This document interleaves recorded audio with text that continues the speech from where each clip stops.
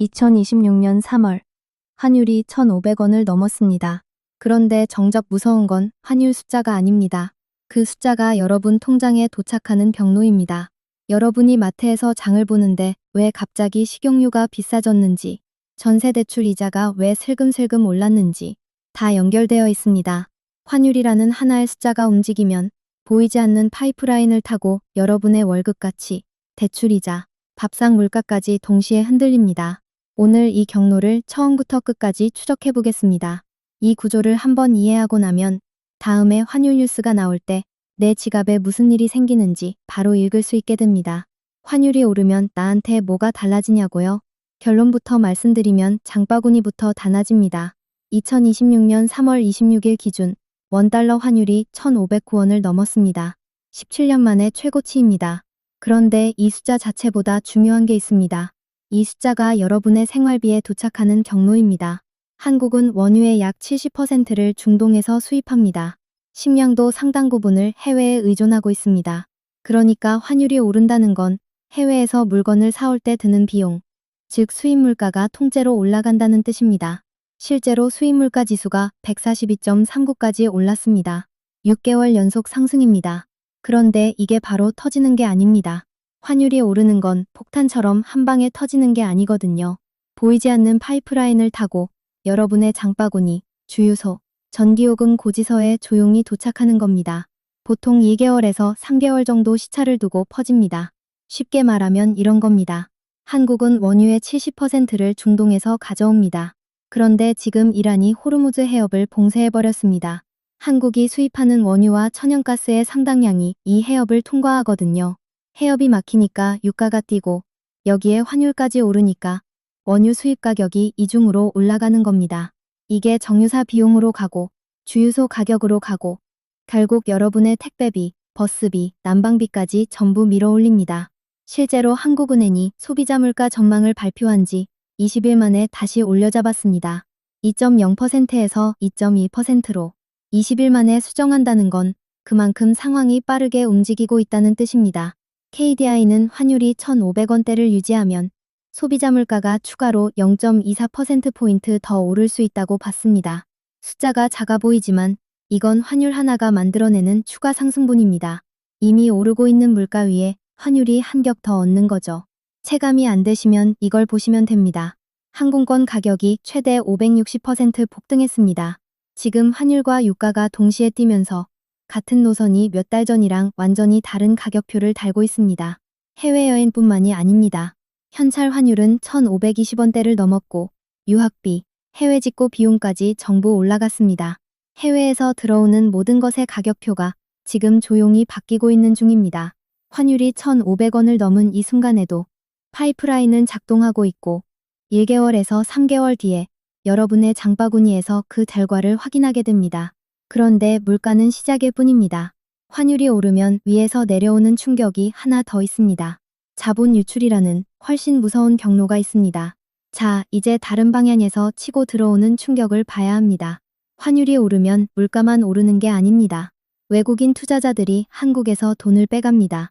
이유는 간단합니다. 지금 한국과 미국의 기준금리 차이가 1.0에서 1.25%포인트입니다. 미국 금리가 더 높으니까 같은 돈을 넣어도 미국에서 이자를 더 받을 수 있는 거죠. 여기에 원화까지 약세면 외국인 투자자 입장에서는 이중 손실입니다. 한국 주식으로 수익을 내도 원화 가치가 떨어지면 달러로 바꿀 때 손해니까요. 그래서 어떻게 됐냐면 2026년 3월 3일 코스피가 하루 만에 7.24% 폭락했습니다. 역대 최대 낙폭이었습니다. 그 다음 날인 3월 4일에는 12.07%가 추가로 빠지면서 주식시장이 너무 떨어져 자동으로 거래를 멈추는 비상 브레이크, 서킷 브레이커가 발동했습니다. 하루 만에 시가총액 50조 원 이상이 증발한 겁니다. 삼성전자가 3거래일 만에 13.1% 빠졌고 SK하이닉스는 20%가 빠졌습니다. 이게 주식 안 하는 사람한테도 영향을 미칩니다. 금융시장이 불안해지면 대출금리가 올라갑니다. 시장 상황에 따라 이자가 오르내리는 변동금리 대출을 받으신 분들한테는 직격탄인 거죠. 한번 계산을 해보겠습니다. 변동금리로 6억 원짜리 아파트 담보대출을 받으신 분이 있다고 합시다. 환율 불안으로 금리가 1%포인트만 올라도 월 이자가 50만 원 가까이 늘어납니다. 연간으로 치면 600만 원입니다. 여러분이 아무것도 안 했는데 환율이 올랐다는 이유 하나로 매달 나가는 돈이 달라지는 겁니다. 여기서 진짜 무서운 숫자가 나옵니다. 지금 한국의 가계신용 잔액이 1978조 8천억 원입니다. 역대 최대입니다. 2025년 한 해에만 56조 원이 늘었는데 2021년 이후 가장 큰 증가폭입니다. 나라 전체가 1년간 버는 돈 대비 가정들이 진 빚 비율이 89.7%로 OECD 국가 중 6위입니다. 그러니까 환율이 올라서 금리가 조금만 움직여도 이 거대한 빚더미 전체가 흔들리는 구조인 겁니다. 그러니까 지금 벌어지고 있는 일의 구조는 이겁니다. 두 개의 집게발이 동시에 조이고 있습니다. 아래에서는 수입 물가가 밀어올리고 위에서는 외국인 투자자가 돈을 빼가면서 금융시장을 흔들고 대출금리를 끌어올립니다. 밥상 물가는 오르는데 대출이자까지 오르는 겁니다. 여기서 나는 대출 없으니까 괜찮겠지 하시는 분 계실 겁니다. 그런데 이 구조가 왜 대출 없는 사람한테도 영향을 미치는지 역사가 증명합니다. 실제로 이 구조가 폭발한 나라들이 있습니다. 이론이 아닙니다. 이 두 집게발 구조가 실제로 폭발한 나라들이 있습니다. 1997년 한국, 당시 가용 외환 보유액이 39억 달러까지 떨어졌습니다. 지금으로 치면 거의 빈주머니나 다름없는 수준이었죠. 환율은 900원대에서 2,000원 가까이 치솟았고 한보, 기아, 대우까지 대기업이 줄줄이 쓰러졌습니다. 그 결과 1년 만에 실업자가 90만 명 넘게 늘었습니다. 금모으기 운동을 했던 그 시절입니다. 한국만 그랬던 게 아닙니다. 1998년 인도네시아에서는 루피아 가치가 1달러에 2,400에서 16,000까지 폭락했습니다. 경제 규모가 1년 만에 13% 넘게 쪼그라들었고 단기금리가 57%까지 치솟았습니다. 돈을 빌리는 게 사실상 불가능해진 겁니다. 2018년 터키도 마찬가지입니다. 리라 가치가 한 해 만에 43% 빠졌습니다. 물가는 25%나 올랐고요. 대통령이 중앙은행 총재를 경질하면서 중앙은행의 독립성마저 무너졌습니다. 시장의 신뢰가 깨지니까 환율이 더 떨어지고 환율이 떨어지니까 물가가 더 오르는 악순환이 시작된 겁니다. 세 나라의 공통점이 있습니다.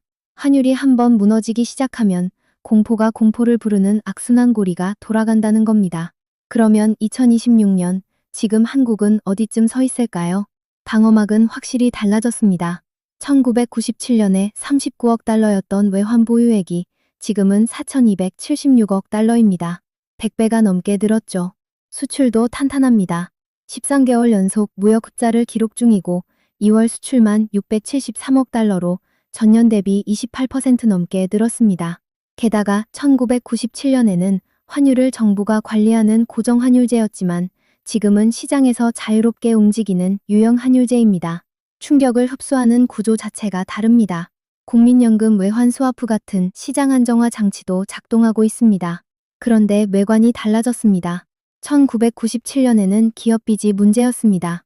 2026년에는 가계빚이 문제입니다. 1978조 원, 역대 최대 규모입니다. 나라 전체가 1년간 버는 돈 대비 가정들이 진 빚 비율이 거의 90%에 달합니다. OECD 31개국 중 6위 수준이죠. 1997년에는 기업이 먼저 쓰러졌습니다. 같은 구조가 2026년에 작동하면 이번에는 가계가 먼저 흔들릴 수 있습니다. 1978조 원이라는 1997년에는 없었던 뇌관이 있으니까요. 그래서 이 구조를 알면 뉴스를 보는 눈이 달라집니다. 정리하겠습니다. 환율은 단순한 숫자가 아닙니다. 1달러를 사려면 내야 하는 원화 가격이 오르면 두 개의 경로가 동시에 작동합니다. 아래에서는 수입 물가가 밀어올려서 장바구니와 주유소 가격을 올리고 위에서는 외국인 투자자가 돈을 빼가면서 금리를 끌어올립니다. 이 두 경로가 동시에 조이는 구조입니다. 이 구조를 알면 다음에 환율 뉴스가 나올 때 그냥 숫자만 보는 게 아니라 이게 내 생활에 어떤 경로로 오는지 읽을 수 있게 됩니다. 뉴스에 환율이 올랐다고 나오면 수입 물가는 어떻게 되지? 대출금리는 어떻게 되지? 자연스럽게 다음 수순이 보이는 겁니다. 그리고 지금 당장 확인하실 한 가지가 있습니다. 본인의 대출이 시장 상황에 따라 이자가 오르내리는 강동금리인지 고정금리인지 이것만 알아도 환율이 요동칠 때 내가 얼마나 노출되어 있는지 바로 판단할 수 있습니다. 이 구조가 도움이 됐다면 좋아요와 구독 부탁드립니다. 그리고 주변에 대출 있는 분한테 이 영상 한번 공유해 주세요.